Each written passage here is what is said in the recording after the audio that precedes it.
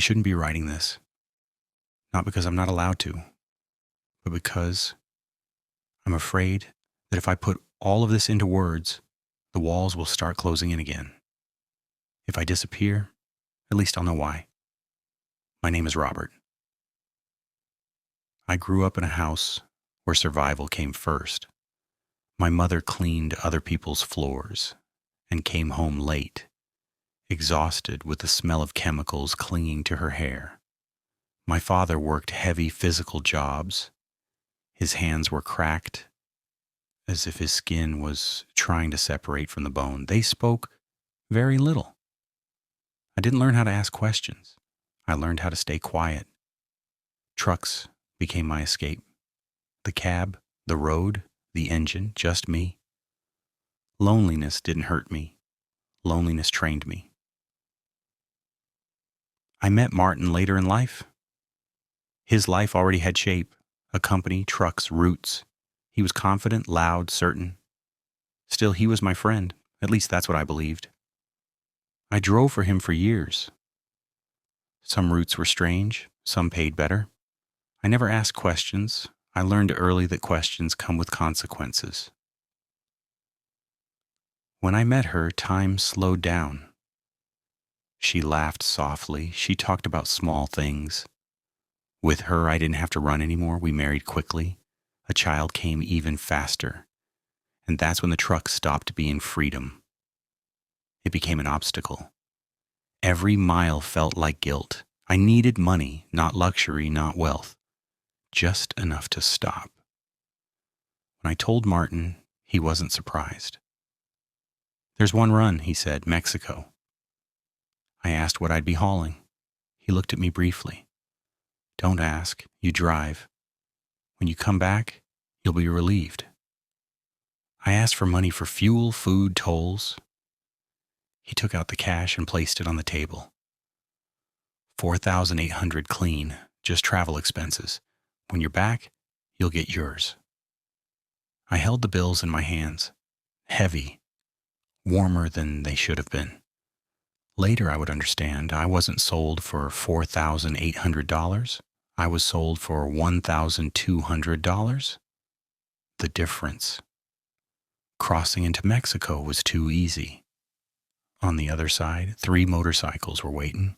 Helmets stayed on. No words. Just a hand signal for follow. We rode for a long time, leaving main roads behind. The city faded into darkness.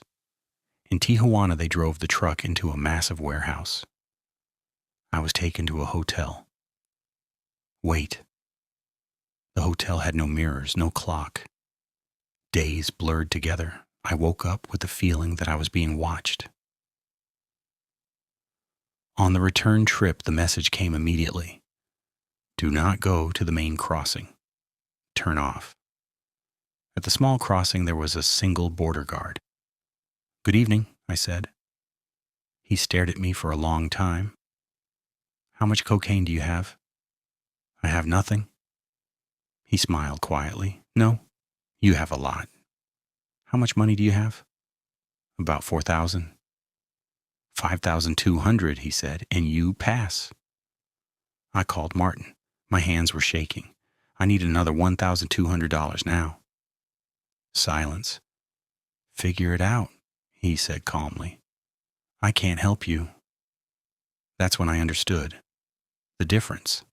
The price of my passage. The price of my life. They took me to the main crossing. The scanner began to beep. The sound went straight through my chest. My heart pounded like it was trying to escape my body. My breathing was shallow. My hands were soaked with sweat. When they tore open the truck and pulled out the packages, the fear disappeared. Only emptiness remained. 450 kilograms. After that, time stopped making sense. The solitary cell had no window. The concrete was cold. The lights turned on and off without pattern. They came in and out. They beat me, then stood and watched. They poured water over my face until I lost breath. They tied me up, lifted me just enough so I wouldn't lose consciousness. They brought photographs of my wife and child. Not once, many times. They placed them in front of me, on the floor, on the wall, in my hands. If you talk, they disappear. I said I had nothing to say.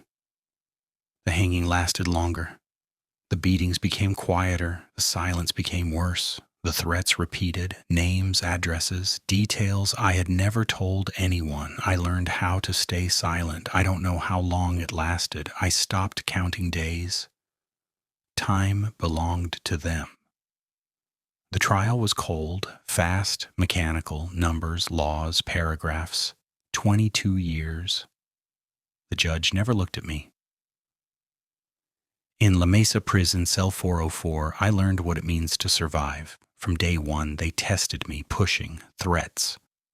At night, someone whispered my name. In the showers, the lights would go out. Food was currency. Silence was a weapon. They knew who I was. They knew why I was there. They knew who sent me. I understood that if I showed fear, I wouldn't last. One day, they backed me into a corner. I don't know what snapped. I raised my voice. I struck the first man who came at me. I went down. I got back up. I didn't win, but I didn't break.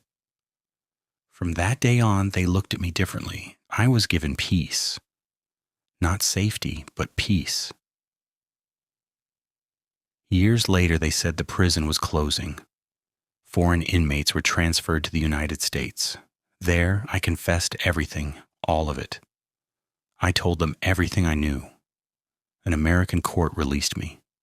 They told me I was free. But I don't remember leaving.